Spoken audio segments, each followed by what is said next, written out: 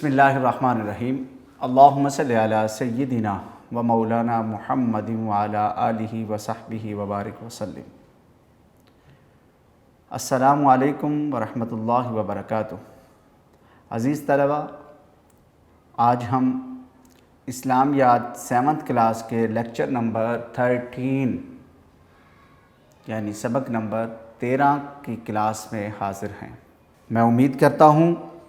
کہ آپ لوگ اپنی اسٹڈی کو اسی طرح کنٹینیو کیے ہوئے ہوں گے جیسے آپ روٹین ورک میں کلاسز میں اپیئر ہو کر کرتے تھے۔ ایک پینڈیمک کی صورت میں پوری دنیا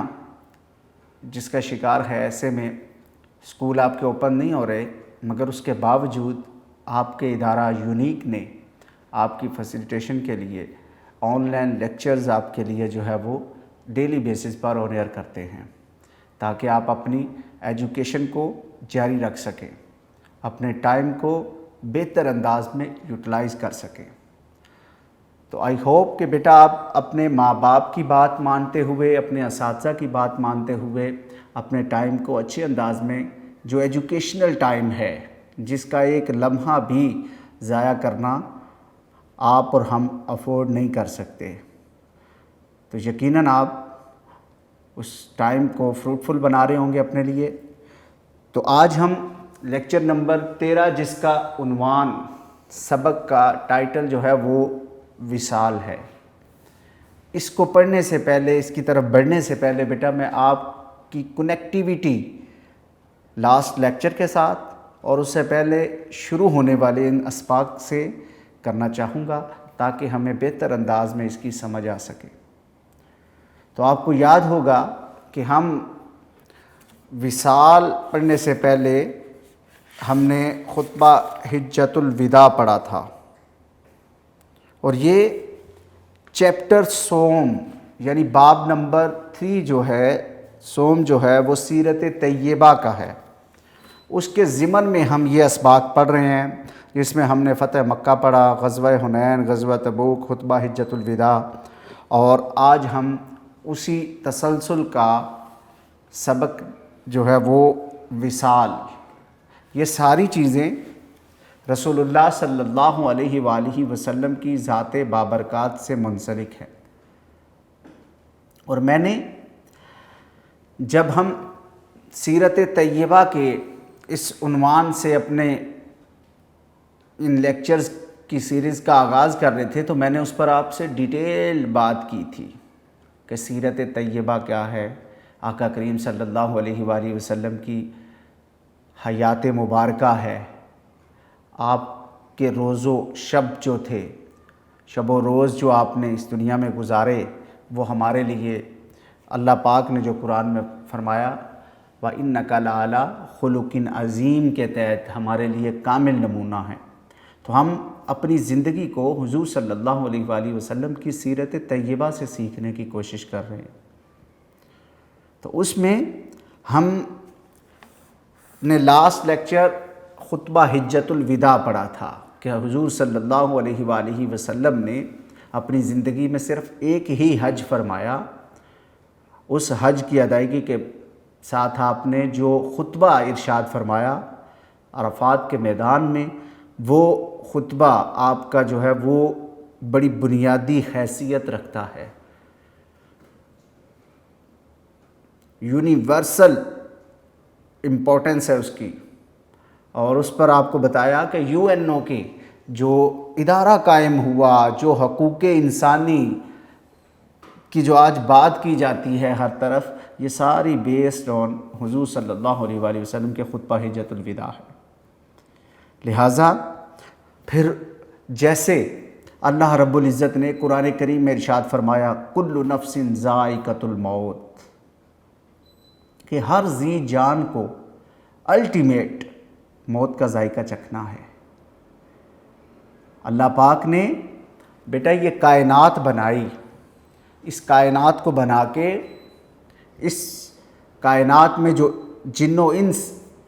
تخلیق فرمائے، ان کو تخلیق فرما کے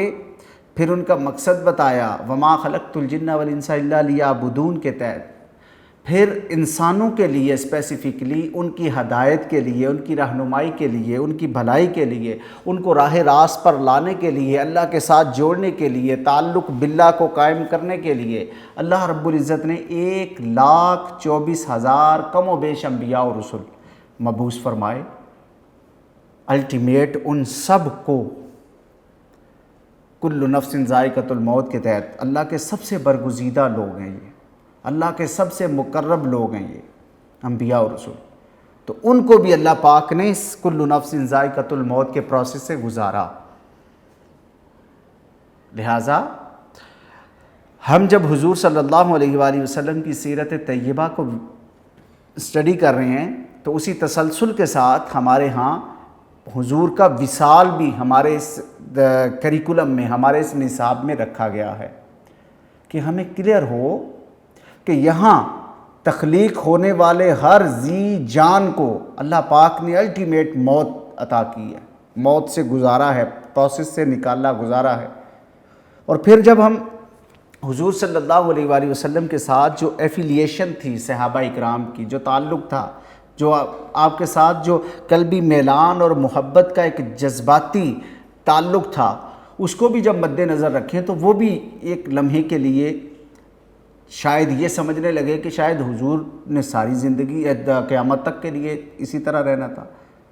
مگر ان کے اطمینان کے لیے بھی یہی آیت جو ہے، اور ہمارے اطمینان کے لیے بھی یہی آیت قرآن کریم کی اور قرآن کے فرمودات جو ہیں وہ ہمیں اس بات کی ڈھارس دیتے ہیں، ہمیں کلیئر کرتے ہیں، ہمیں تسلی دیتے ہیں۔ لہٰذا حضور صلی اللہ علیہ وآلہ وسلم 19 صفر المظفر 11 ہجری کو آپ علیل ہوئے، جو ہماری ٹیکسٹ بک کے حوالے کے ساتھ، چونکہ ہم اس کو پیراگراف کی صورت میں پڑھتے ہیں، ریڈ کر کے پھر اس پر ہم آپ سے بات کرتے ہیں۔ سبق ہے جی وصال۔ حجۃ الوداع سے فارغ ہو کر آپ صلی اللہ علیہ وآلہ وسلم مدینہ منورہ تشریف لے آئے۔ آپ صلی اللہ علیہ وآلہ وسلم اپنا زیادہ تر وقت عبادت الہی میں گزارتے تھے۔ انہی دنوں آپ صلی اللہ علیہ وآلہ وسلم 19 صفر المظفر 11 ہجری کو علیل ہو گئے، لیکن علالت کے باوجود آپ صلی اللہ علیہ وآلہ وسلم نماز کی امامت خود ہی فرماتے رہے۔ علالت کے چوتھے روز آپ صلی اللہ علیہ وآلہ وسلم جنت البقیع قبرستان میں تشریف لے گئے۔ وہاں سے واپسی پر مرض نے مزید شدت اختیار کر لی۔ آپ صلی اللہ علیہ وآلہ وسلم نے باقی ازواج مطہرات سے اجازت لے کر حضرت عائشہ صدیقہ رضی اللہ تعالی عنہا کے حجرہ میں سکونت اختیار فرما لی۔ یہ پیراگراف ہمیں حضور صلی اللہ علیہ وآلہ وسلم کے رحلت سے پہلے کے اسباب کی طرف متوجہ کرتا ہے، یعنی ہمیں بتایا جا رہا ہے کہ حضور صلی اللہ علیہ وآلہ وسلم کی ذات بابرکات جو خطبہ حجۃ الوداع سے فارغ ہو کر تو آپ صلی اللہ علیہ وآلہ وسلم مدینہ طیبہ تشریف لے گئے،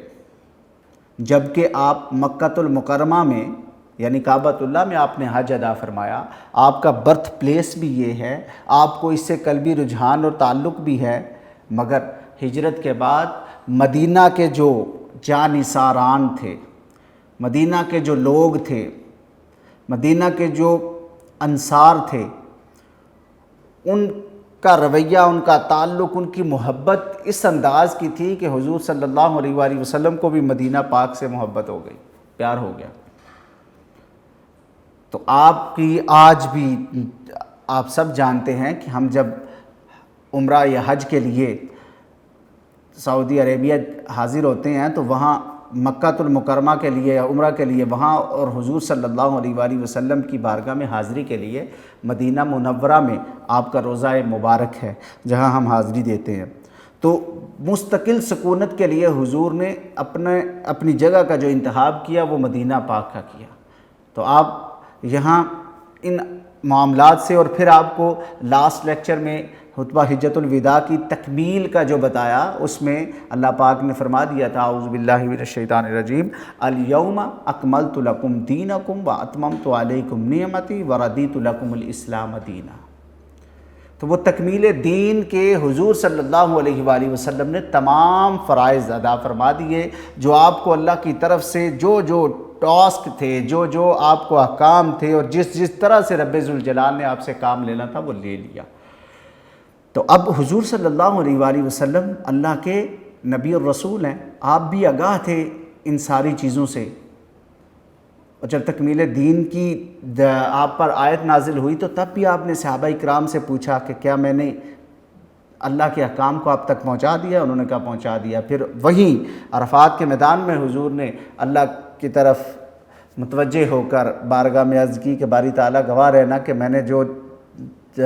حکم تھے احکام تھے ان تک پہنچا دیا، اور یہ اس بات پر گواہی دیتے ہیں۔ تو وہ یہ ساری باتیں ہمیں اس بات کی عکاسی کرتی ہیں، ہمیں اس بات کی آگاہی دیتی ہیں کہ حضور آگاہ تھے ان معاملات سے۔ تو آپ مدینہ طیبہ تشریف لے جاتے ہیں، اور وہاں 19 سفر میں آپ علیل ہوتے ہیں، اور پھر اس علالت کے ساتھ ہی آپ کے سارے معاملات چلتے ہیں، یعنی 4 ایام کے بعد، 4 روز کے بعد آپ جنت البقیع تشریف لے جاتے ہیں۔ جنت البقیع میں حاضری دے کر آتے ہیں قبرستان میں۔ تو یہ ہمارے لیے بھی، ویسے تو اگر ہم اس لمحے کے لیے رک کر سوچیں اور دیکھیں تو قبرستان کی طرف جانا، مرحومین کی قبروں پر جانا، ایک تو سنت مصطفیٰ صلی اللہ علیہ وآلہ وسلم بھی ہے، اور پھر اس کے ساتھ جو اس میں غالب چیز جو اس میں آتی ہے کہ ایک مومن مسلمان کو اللہ کی طرف رغبت ہوتی ہے، اپنا انجام جو ہے اس کی طرف متوجہ ہوتا ہے۔ یعنی ہم اس کو ایک لمحے کے لیے سوچیں، ہمارے میں سے ہمارے پیرنٹس میں ہمارے بڑے بوڑھے وصال کرتے ہیں، جب فوت ہوتے ہیں تو ہم ان کو دفنانے کے لیے جاتے ہیں، جنازہ پڑھتے ہیں، ان کا دفناتے ہیں۔ تو جب دفناتے ہیں تو اس وقت کی ہماری کیفیت اور ہوتی ہے۔ ایسے ہی جب ہم قبرستان میں جاتے ہیں تو ہمیں ایک مسلمان مومن ہونے کے ناطے ہمارا یقین ہے کہ الٹیمیٹ ہم نے اسی کی طرف آنا ہے۔ اسی لیے حضور صلی اللہ علیہ وآلہ وسلم جب قبرستان تشریف لے جاتے تو جا کے فرماتے السلام علیکم یا دار قوم المؤمنین وَإِنَّا إِن شَاءَ اللَّهُ لَكُمْ عَنْ قَرِيبٍ لَاحِقُونَ۔ یعنی جس کا مفہوم یہ ہے، آپ سلام کے بعد فرماتے ہیں کہ آپ یہاں پہنچ گئے ہیں، اس دار میں، اس بستی میں، اس قریہ میں، اس نگر میں، اس شہر کے باسیوں، ہم بھی آپ کی طرف ہی آنے والے ہیں، عن قریب ملنے والے ہیں آپ سے، عن قریب لاحقون۔ تو یہ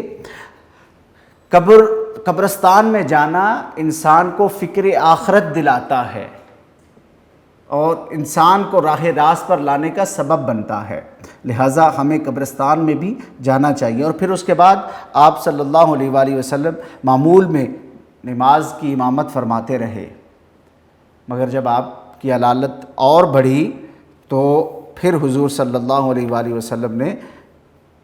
آگے اس سے متعلق بتایا جا رہا ہے، فرسٹ آف آل حضور نے باقی تمام ازواج سے اجازت لے کر، یعنی آپ اندازہ کریں کہ حقوق انسانی کا کس حد تک پاس ہے حضور صلی اللہ علیہ وآلہ وسلم کی ذات بابرکات کو، کہ آپ سمجھتے ہیں کہ باقی ازواج سے بھی اس حوالے سے اجازت لینا مقصود ہے۔ تو آپ نے باقی ازواج سے اجازت لے کر حضرت عائشہ صدیقہ رضی اللہ تعالی عنہا کے حجرہ میں آپ نے مستقل سکونت اختیار فرما لی۔ ہمارے ہاں ان حقوق سے متعلق اگر اپنے معاشرے پر نظر ڈالیں تو شاید اس کی کمی محسوس ہوتی ہے، جو کہ نہیں ہونی چاہیے۔ ہمیں انسانیت کے ساتھ ہمدردی اور محبت کا جذبہ رکھنا چاہیے، جو ہمارا آگے چل کے حقوق العباد کا ایک سبق بھی آئے گا، جس پر ہم ڈیٹیل سے انشاءاللہ بات کریں گے۔ تو جب تک آمد و رفت کی طاقت رہی، حضور اکرم صلی اللہ علیہ وآلہ وسلم مسجد میں نماز پڑھانے کے لیے تشریف لاتے رہے۔ سب سے آخری نماز جو آپ صلی اللہ علیہ وآلہ وسلم نے پڑھائی وہ مغرب کی نماز تھی۔ عشاء کا وقت آیا تو دریافت فرمایا کہ نماز ہو چکی۔ لوگوں نے عرض کی کہ سب کو حضور اکرم صلی اللہ علیہ وآلہ وسلم کا انتظار ہے۔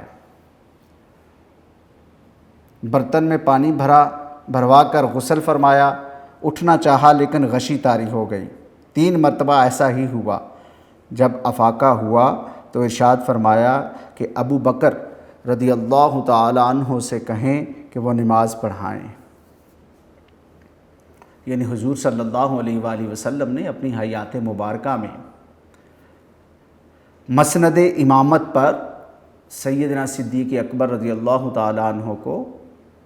خود اپنے حکم کے ساتھ جو ہے وہ کھڑا کیا۔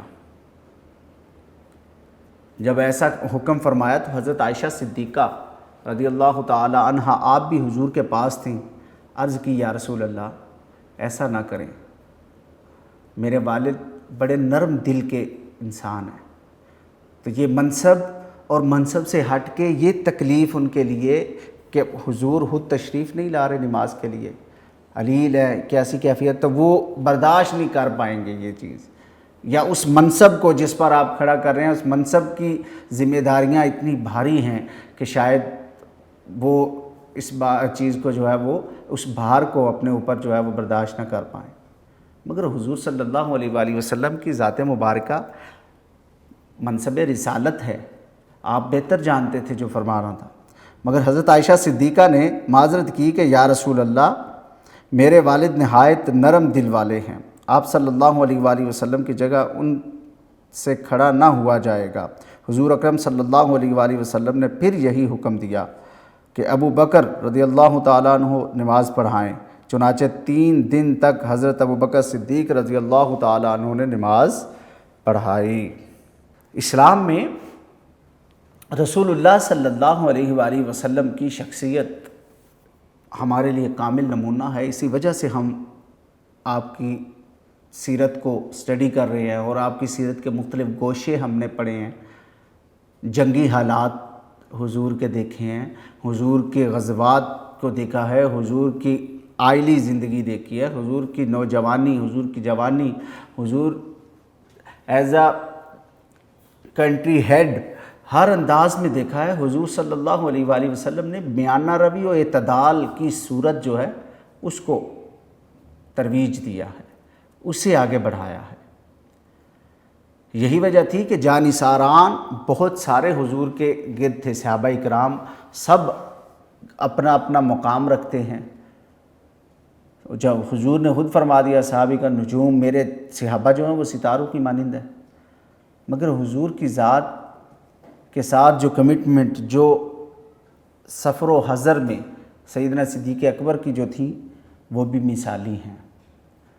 کہ حضور جب ہجرت مدینہ فرما رہے تو سیدنا صدیق اکبر آپ کے ساتھ ہیں۔ دشوار گزار معاملے تھے اس وقت کہ کفار پیچھا کر رہے تھے، غار ثور میں آپ کو جو ہے پناہ لینا پڑی، اور اس کے حالات بھی آپ کے سامنے ہیں کہ حضور جب وہاں آرام فرما رہے ہیں تو سیدنا صدیق اکبر اپنی ایڑی رکھ کے، پہلے اپنی پگڑی مبارک جو تھی، دستار جو تھی، اس کے کر کے پیسز، تو وہ جو جگہ تھیں ان میں ڈال دیے، بند کر دی، سوراخ جو تھے، تو ایک جگہ جب رہ گئی تو وہاں آپ نے اپنی ایڑی رکھ دی، تو وہیں سے سانپ آپ کو ڈستا رہا، مگر آپ کی کمٹمنٹ دیکھیں کہ اور تھا بھی زہریلا سانپ اور تکلیف دہ امر تھا، بار بار ڈستا رہا، لیکن آپ نے وہاں سے پاؤں نہیں اٹھایا کہ حضور کی حفاظت پر مامور تھے، اس حفاظت کا یہ حق ادا کیا۔ پھر جب اس انداز کی کمٹمنٹ ہو، اس انداز کی ایفیلیشن ہو، تو پھر اس کے صلے بھی اسی طرح سے ملتے ہیں۔ ایک دن طبیعت ذرا سنبھلی تو غسل فرمایا، حضرت علی رضی اللہ تعالیٰ عنہ اور حضرت عباس رضی اللہ تعالیٰ عنہ کے سہارے مسجد میں تشریف لائے۔ حضرت ابو بکر صدیق رضی اللہ تعالیٰ عنہ نماز پڑھا رہے تھے، آپ صلی اللہ علیہ وآلہ وسلم کی آواز سن کر پیچھے ہٹنے لگے تو آپ صلی اللہ علیہ وآلہ وسلم نے اشارہ سے منع کر دیا اور ان کے پہلو میں بیٹھ کر نماز ادا کی۔ نماز کے بعد آپ صلی اللہ علیہ وآلہ وسلم نے آخری خطبہ دیا اور فرمایا، اے لوگو، یہ حضور صلی اللہ علیہ وآلہ وسلم کا نجی خطبہ ہے، یعنی وہاں جو خطبہ حجت الوداع ہے جو ہم نے اس سے پہلے سبق کے طور پہ پڑھا، وہاں تو تھاؤزنڈس آف پیپلز گیدرنگ ہے، یعنی بڑے اجتماع کے ساتھ آپ نے، وہاں تو 1,44,000 کے اجتماع کو حضور نے خطاب فرمایا تھا۔ یہ مسجد کی ایک گیدرنگ ہے جو مسجد میں نماز کی صورت میں جو ہوتی ہے، ایک نجی گیدرنگ جس کو کہہ سکتے ہیں آپ، یعنی علاقائی سطح کی، تو وہاں حضور چونکہ وصال کے قریب جا رہے ہیں تو آپ اس کے حوالے سے یہ بھی الفاظ آپ کے جو ہے نا وہ بڑے سمجھنے کے لائق ہیں۔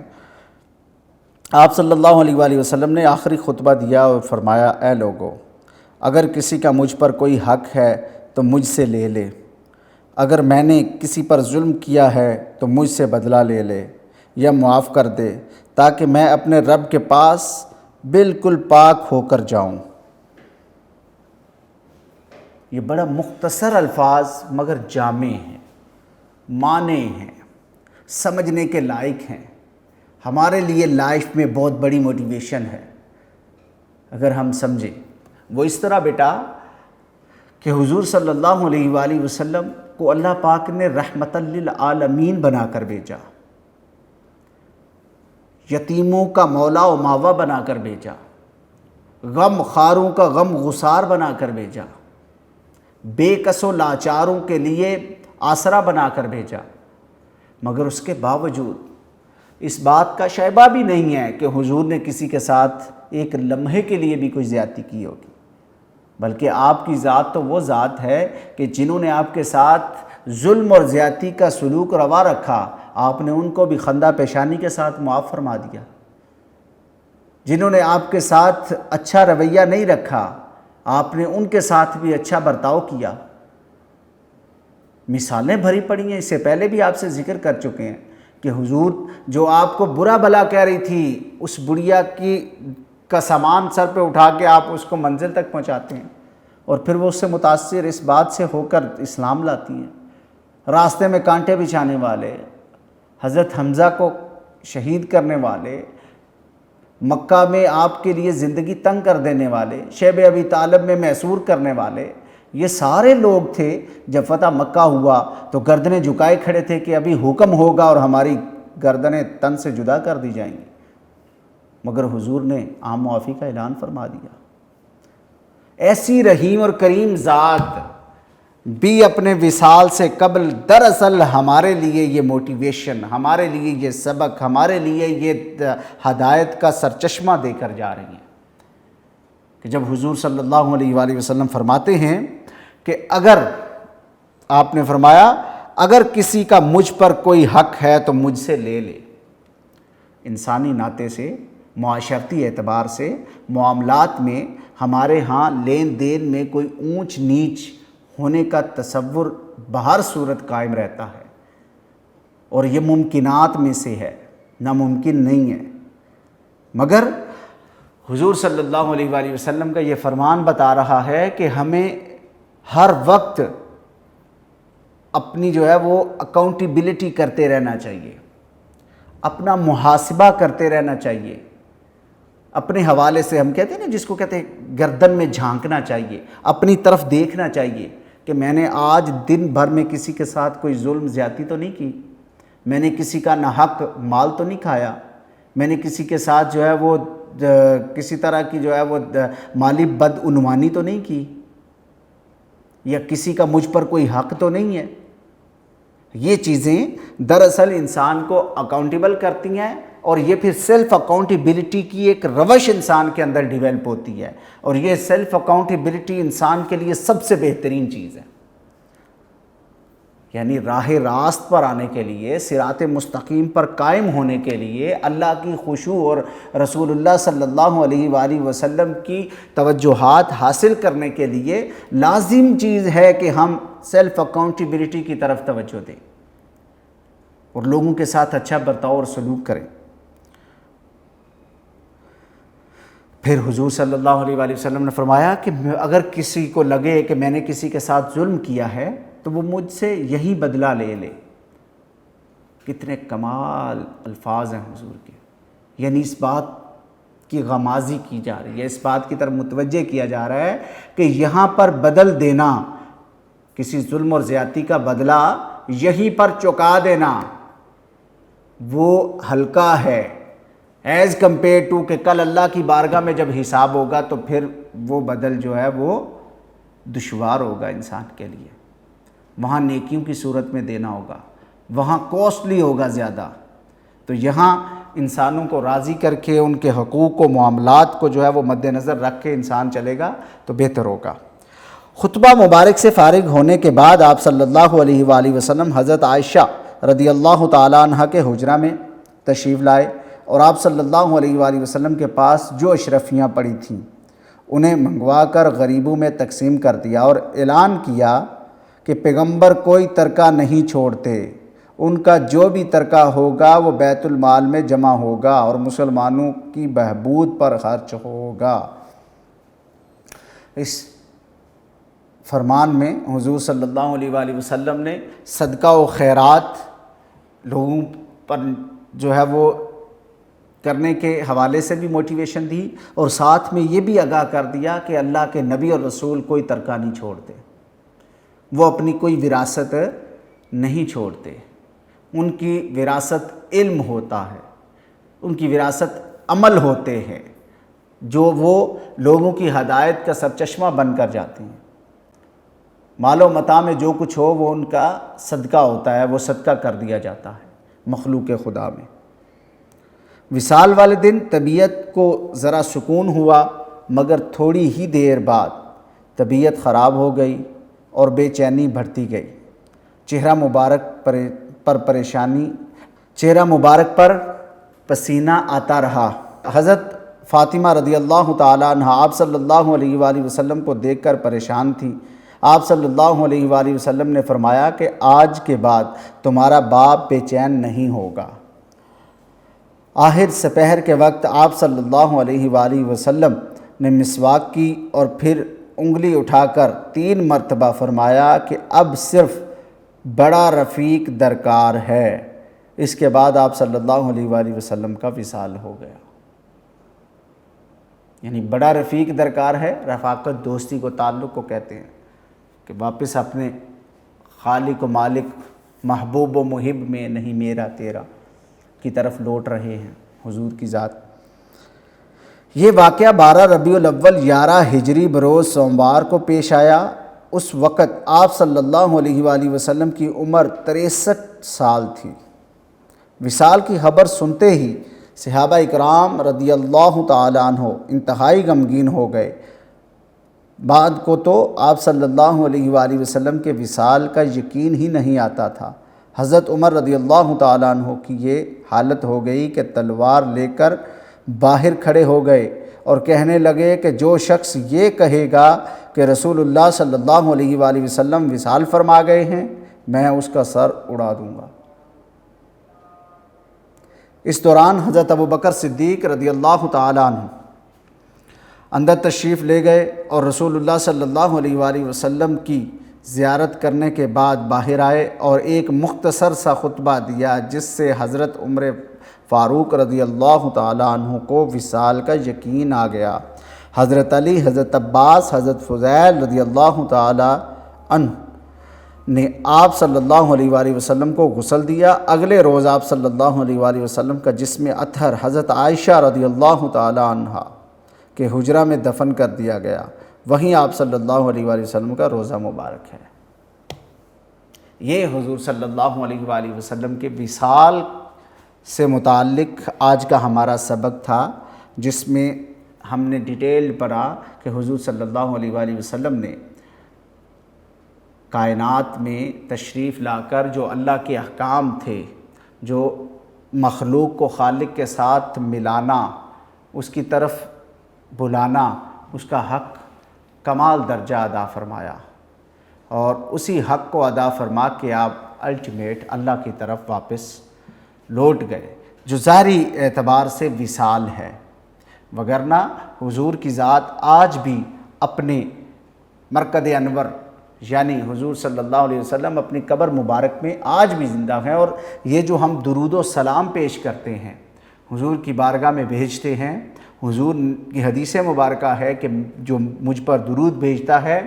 مجھے ڈائریکٹ بھی پہنچتا ہے اور فرشتوں کے ذریعے بھی میری خدمت میں پیش کیا جاتا ہے کہ یا رسول اللہ فلاں بن فلاں نے آپ کی خدمت میں درود پاک پیش کیا. لہٰذا ہم دنیا کے کسی بھی کونے میں ہوں، حضور صلی اللہ علیہ وآلہ وسلم کی ذات بابرکات پر درود پیش کرتا رہا کریں، اس سے ہمارے علم و فہم میں بھی اضافہ ہوگا اور ہمارے لیے دین و دنیا کی خیر و برکات بھی نصیب ہوں گی۔ تو بیٹا سبق وصال کا اختتام ہوا اور اس کی جو مشق ہے وہ 41 پیج ہے ہمارے یونیک نوٹس کی، جو میں ہمیشہ آپ کو ان کی طرف متوجہ بھی کرواتا ہوں، اور یہ آپ کے ادارے کی خصوصیات میں سے ایک خصوصیت ہے۔ جیسے ادارہ یونیک ہے ویسے اس کے کام بھی یونیک ہیں کہ یہ نوٹس آپ کی خاطر بنائے گئے ہیں، ان کو اچھے انداز میں جو ہے وہ منتخب کیا گیا ہے، ان کو ترتیب دی گئی ہے، ان پر خاصا کام کیا جاتا ہے، صرف اس غرض سے کہ ہمارے اسٹوڈنٹس جو ہیں ان سے استفادہ کریں، فائدہ اٹھا کے تو اپنی بہتر ایجوکیشن کو میک شور کریں۔ 41 پیج ہے اس کا، جہاں سے وصال کی مشق شروع ہو رہی ہے۔ کثیر الانتخابی سوالات اس کے، یعنی MCQs جو ہیں وہ ٹوٹل ہیں 25 MCQs ہیں۔ پھر آپ کے شارٹ کویسچن 43 پیج سے 43 نمبر پیج سے مختصر سوالات ہیں، جو کہ 44 پر آ کے ختم ہو رہے ہیں۔ یہ ہیں ٹوٹل 15 شارٹ کویسچن ہیں، اسی سے ریلیونٹ جو چیزیں ہیں وہ ساری یہاں آپ کو پیش کر دی گئی ہیں۔ اب آپ کی ذمہ داری بھی ہے کہ آپ اس کا بھرپور فائدہ اٹھا کے تو اپنے